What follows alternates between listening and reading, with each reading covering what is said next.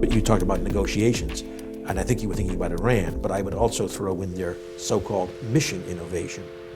The idea of committing to the innovation agenda and frankly being a leader in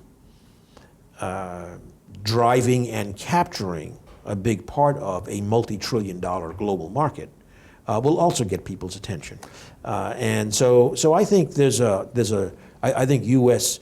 having the cross-the-board approach like this, both pillars of Paris, the Paris Agreement and mission innovation to double R&D, for example, and do public-private partnerships to move forward, I think would have an enormous catalytic effect. Okay, so I wanted to talk more about that innovation. So can we just level set for our listeners and viewers who may not know exactly what mission innovation is? Do you want to give a little background on it? Sure. So the Paris meeting in late December 2015 is well known for, and of course by definition ended when the Paris Accord was reached. But the very first day of the meeting was the day in which national leaders came, and President Obama and 19 other leaders stood on the stage in Paris and pledged to at least strive to double the innovation budget, the clean energy R&D budget, over a 5-year ramp-up period. And those 20 countries represented about 85% of the R&D spending by governments worldwide. Maybe of emissions too. Maybe of emissions too. And comparable, probably a little bit less, but comparable in emissions.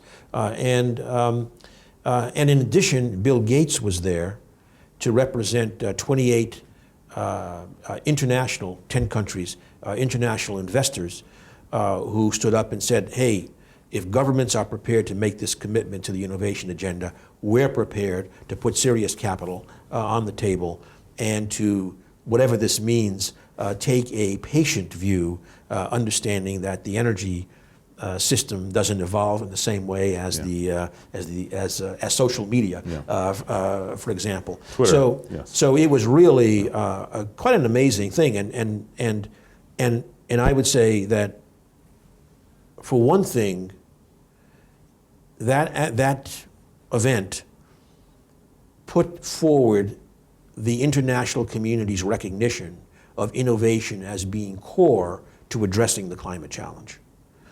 Secondly, in the United States, in the Obama administration, we put forward a budget within the budget caps that put us on that trajectory. Now, that did not get put into law.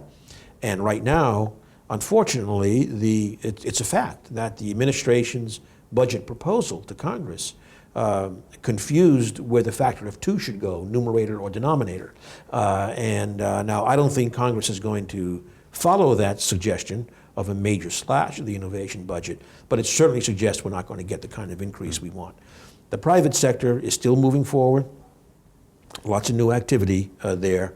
But can they move forward with what force can they move forward without government funding of basic R&D and without clear price signals? No, I think it's clear that the government R&D government is a major player in this. Again, I think what's going to happen is that the budget, it's not going to go away, but I think it's going to be relatively static in terms of scale. So now the question is, how is it spent?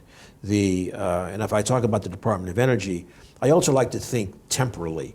I mean, innovation has different faces. If you're talking about innovation for scaling something within a decade, if you're talking about the intermediate time where you can get a new technology and bring it up and do an IPO and then begin to scale it, takes a bit longer. And then, of course, in the long term, like we mentioned earlier, something like large-scale carbon management. In most cases, there is still some very fundamental science barriers that have to be achieved, and that's a longer time frame. But we need them all.